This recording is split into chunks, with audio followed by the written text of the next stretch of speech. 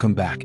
In today's tutorial, we'll walk through the full assembly of a heating viewport module in SolidWorks.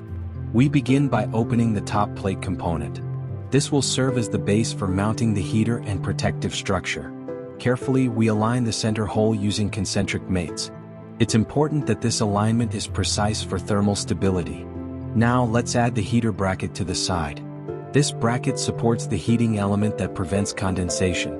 Rotating the view, we double-check for clearances and part interaction. Everything fits as expected, no interference.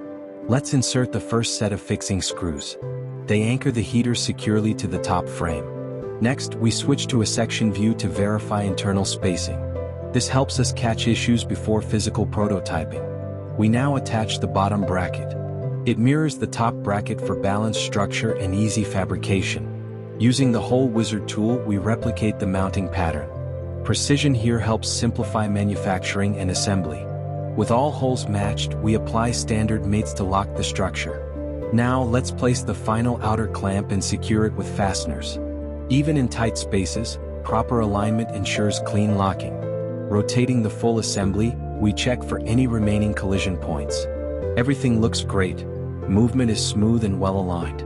Lastly, we explore the exploded view for a final inspection. The structure is clear, clean, and ready for production. Now that the structure is complete, we take a moment to review the assembly from different angles. Zooming in on the heater bracket, we verify that the fasteners are properly seated and aligned. The section view confirms that internal spacing remains consistent across all components. Next, we rotate the entire model to examine it from the bottom and side. Each element is symmetrically positioned, with no visual or mechanical interference. This final pass helps us catch minor issues that could affect manufacturing or maintenance later. And that's it.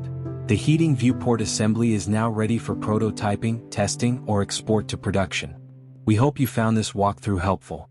See you next time with more SolidWorks builds and design tips.